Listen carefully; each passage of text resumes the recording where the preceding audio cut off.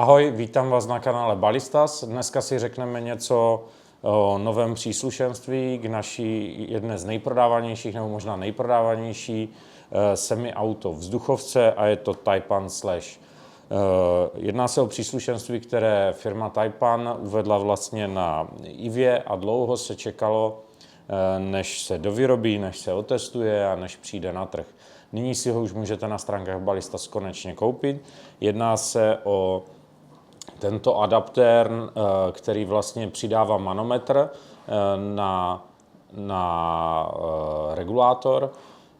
Je to dobré, protože vidíte ten aktuální tlak v každou chvíli na regulátoru, můžete si ho kontrolovat. Jenom upozorňuji, dojde trošku k prodloužení vlastně vzdálenosti od gripu k zadní bodce. Jedná se o prodloužení zhruba o 1 cm. Myslím si, že to není nic zásadní, ale kdo by měl opravdu příliš krátké ruce, tak mu to může vadit. Při montáži si dejte pozor, uvnitř toho adaptéru uvidíte vlastně takový dolík, vysoustružený dolík, který ukazuje správný směr, kterým máte ten daný adaptér nainstalovat. To znamená dolíkem směrem k hlavni. Vždycky instalujte. Všechny instalační videa jsou vždycky na stránkách Ballistas nebo na YouTubeovém kanálu Taipan, takže je můžete najít, tam uvidíte přesně, jak to dané příslušenství instalovat. Vy si určíte, kde chcete, vidíte, že tady na zbrani ten manometr je na straně, což je podle mě ideální řešení, ale může být i do vrchu, může být i na druhou stranu, záleží, jestli jste levák nebo pravák. Já bych si tohle příslušenství určitě k Slashi pořídil, ale já bych si pořídil určitě všechno to příslušenství, protože vždycky vyrábíme a dáváme na trh věci, které dávají smysl. Je to ve spolupráci s českou firmou RG-Tak, která většinu toho příslušenství vyvíjí a vyrábí nám na zakázku. Oni taky vyrábí příslušenství pro ostatní značky, jako je FX, takže určitě si zkontrolujte na našem e-shopu všechny výrobky této značky a jsou kvalitní, můžu je doporučit. Takže to bylo první příslušenství, adaptér s manometrem na regulátor. V každém balení ještě budete mít tento instalační klíč, díky kterému můžete vlastně ten manometr utáhnout nebo uvolnit. V případě, že by došlo k poškození, tak si ho můžete vyměnit. Proto v každém balení bude i tento klíč, kde si zasunete po případě nějaký šroubovák a můžete si to dotáhnout nebo uvolnit. Takže to je adaptér na regulátor. Cena je zde, myslím, 1990 na našem e-shopu, ale všechno si zkontrolujte. Druhá věc je vlastně adaptér na 1,5 UNF závit, který taky spoustu lidí chtělo, protože má ještě přídavné tlumiče, moderátory zvuku. Tento adaptér je levný, v podstatě jenom vyšroubujete koncovku, na té dané zbraní našroubujete novou koncovku a pod krytkou nebo maticí se nachází ten univerzální 1,5 UNF závit, který je vhodný v podstatě téměř na všechny typy tlumičů. Takže to je adaptér na 1,5 UNF závit. Pojďme dál. Již před nějakou dobou jsme uvedli vlastně adaptér na boční manometr a boční plnění, které vidíte na zbrani zde. Zde je boční manometr. Zkusím vám otočit tu zbraň ještě a uvidíte, je zde quick fill plnění boční, které je výhodné, pokud někdo používá rychlospojky a má více zbraní, tak určitě to doporučuji, ať se nezaráží ten kolik, tak si koupit tento adaptér a můžete vlastně mít takhle pěkně oba dva manometry na jedné straně. A zase kontrola tlaku je potom o to jednodušší. Instalace toho adaptéru je trošku složitější, ale nebojte se, máme zase instalační video. Cena, myslím si, zase kolem 1990 korun. Určitě vyzkoušejte. Mně se to líbí, protože se nemusím zase dívat do toho manometru vlastně skrz tu láhev, nic mi tam tomu nebrání výhledu na ten manometr a můžu si to nastavit na levou, na pravou, tak jak jsem zvyklý. Takže to je adaptér. Potom doporučuji, pokud někdo střílí z láhve, A tady ta zbraň k tomu přímo vybízí. Je to semiauto zbraň ve velkém výkonu, to znamená, když budete chtít dělat hodně výstřelů, tak je dobré mít napojenou přímo nějakou velkou potapickou láhev. K tomu je výhodné to nepřepojovat skrz vlastně láhev, která je na té zbrani, ale koupit si další adaptér. Ano, vypadá to srandovně, je to něco jak Apple, když říkám vždycky adaptér, ale v podstatě toto člověk, který bude střílet bez potapické lahve, nepotřebuje. S potapickou lahví ideální místo lahve našroubovat tuto, jak to nazvat, malou přepouštěcí nádobku s quickfill adaptérem na konci a vlastně napojíte si přímo jenom hadici z lahve zde do toho adaptéru a můžete střílet. Je tam větší konzistence výstřelu, je to dané tím, že ten objem té láhve, té klasické, je 300 kubických centimetrů, když to tady toto je malá přepouštěcí lahvička, která je k tomu účelu vhodnější. Poslední, který máme, nebo jeden z posledních, vlastně spoustu zákazníků na nás vzneslo požadavek, že by chtěli mít zbraň s hlavní 550 mm, ale že by si chtěli zkrátit, že by tam nechtěli mít tak velký tlumič, který je součástí prostě té originální zbraně, že by si chtěli ten šroud zkrátit a mít tam adaptér na 1,5 UNF, to znamená mít přídavný tlumič, aby ho mohli vždycky sdělat, nandat, našroubovat a zároveň ta zbraň je daleko více kompaktní, vleze se do baťohu. Takže pojďme, já vám ukážu, jak se toto našroubuje. Zase uvidíte to video, ale chtěl bych vám to teďka ukázat na té zbraní, jak je ta zbraň kratší. Takže dívejte, o kolik to vlastně zkrátí.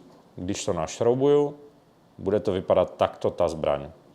Nebudu to teďka šroubovat, protože ty závity jsou celkem dlouhé a ono to i píská, pokud to není naolejované, ale dokážete si to představit, o kolik se ta zbraň zkrátí. Je to zhruba 10 cm, podle mě odhadem, nemám to přesně naměřené. A zachová se napětí té hlavně, protože to je přitažené ten šroud. Jediné, co tu není tam integrovaný vlastně tlumič v rámci toho šroudu. Vy si musíte nasadit nějaký externí tlumič. Takže toto je zkrácení šroudu, které také u nás naleznete na e-shopu a také pro nás vyvinula firma RG-Tak, takže doporučuji. Jedny z posledních věcí, tím, že došlo vlastně pokud nainstalujete ten adaptér s manometrem bočním, tak dojde k prodloužení vlastně celého tohohle bloku. To znamená, nebude vám pasovat originál lícnice, která se na zbraň dává, která se tam šroubuje na tyto dva instalační otvory. A proto na stránky Taipan, ale dáme to nejspíše i na Ballistas, ale když si dáte stránky Taipan a dáte si tam sekci Download, tak si můžete stáhnout různé varianty lícnic, které jsou volně si je stáhnete a vytisknete si je na 3D tiskárně. Ano, nebudou mít ten pěkný pogumovaný povrch, který tam ještě necháváme dělat jako nástřik, ale myslím si, že k užití té zbraně budou plně dostačující, popřípadě si je můžete nějakým gumovým nástřikem nechat nastříkat nebo si to udělat doma. To necháme na vás. Nechceme spoplatňovat tyto plastové díly, samozřejmě bychom je mohli prodávat, ale myslím si, že v dnešní době už někdo zná někoho, kdo má 3D tiskárnu nebo si to může v okolí nechat vytisknout a vyjde to daleko levněji. Tady ta třeba nemá zadek, tato lícnice, vy ji nasadíte, vlastně můžete si ji našroubovat, je o něco vyšší ta lícnice a má i výřez na manometr a z druhé strany má také výřez na vypouštěcí šroub. To znamená, když si chcete odpouštět vzduch, tak nemusíte tu lícnici sundávat. Pak máme od RG-Taku samozřejmě další varianty, které už mají i ten zadek. Zde musíte odšroubovat kovovou krytku nebo hliníkovou krytku a takto zezadu našroubujete lícnici. Teď nepasuje, protože tam mám tu krytku, ale vlastně vy vyšroubujete, našroubujete lícnici. Potom máme lícnici se zadní krytkou, ale s otvorem, který umožňuje regulaci regulátoru, že nemusíte pořád tu lícnici sundávat, když si trošku hrajete s regulátorem. A zároveň vlastně otvor na manometru je v horní části té lícnice. No a poslední lícnice, to je taková klasická, zase má tady odpouštěcí otvor, tak abyste měli ke všemu přístup, i když máte tu lícnici nandanou na zbrani. Potom RG tak ještě vyvinul, taky si můžete na 3D tiskárně, taky to bude volně ke stažení. Vlastně udělal grip AR-15, který má menší úhel, někteří střelci to vyžadují, prostě nechcou mít to až příliš do šikma, nechcou mít úplně třeba zero angle, tak můžou použít tento grip. Musíte si ho vytisknout, vyzkoušet, jestli je dostatečně velký na vaši ruku. Mně sedí celkem příjemně a je lehoučký, takže nebude tu danou zbraň zatěžovat. Tak, to je, co je asi toho příslušenství, to jsem snad ukázal všechno, co teďka máme v prodeji, co najdete na stránkách Ballistas. Teďka si půjdeme se zbraní zastřílet ven. Tak, nyní si vyzkoušíme Taipan Slash v ráži 635 na nějakých 50 metrů. Venku je krásných asi 32 stupňů, což je výborné. My teda zatím jsme ve stínu, hlaveň teda máme na sluníčku.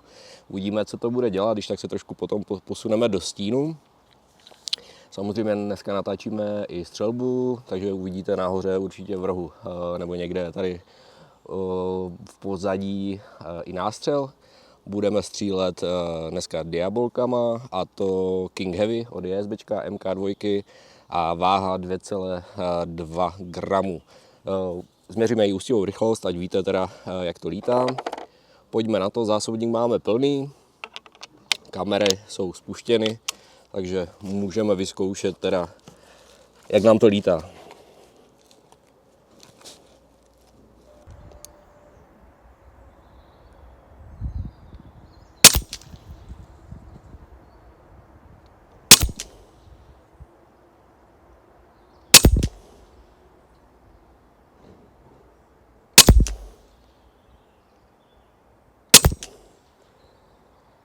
Jo, rychlost teďka jsme 281 metrů za sekundu.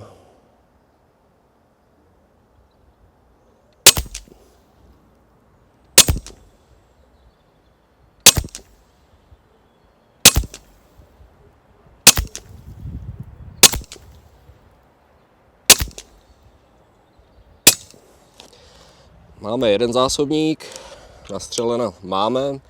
Vyzkoušíme druhý, jo, v průměru jsme 285 metrů za sekundu, 282, pardon. Maximální je 283 a minimální je 280, jo. Používáme vlastně chrono od FXa. Tak pojďme, zkusíme teda druhý zásobník.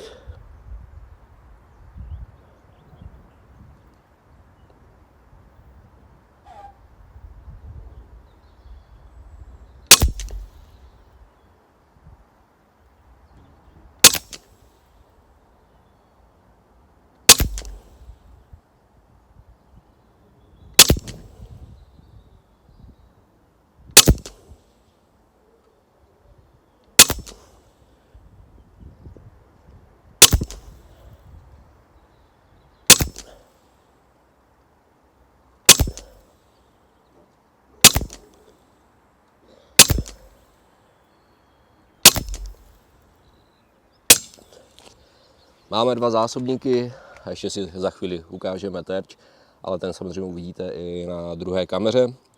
Se zbraní jsme nic nedělali, je vytažena z krabice, tak jak je, jenom samozřejmě můžete si zvednout výkon, my jsme měli na těch 280 a to je de facto vše, co jsme se zbraní dělali.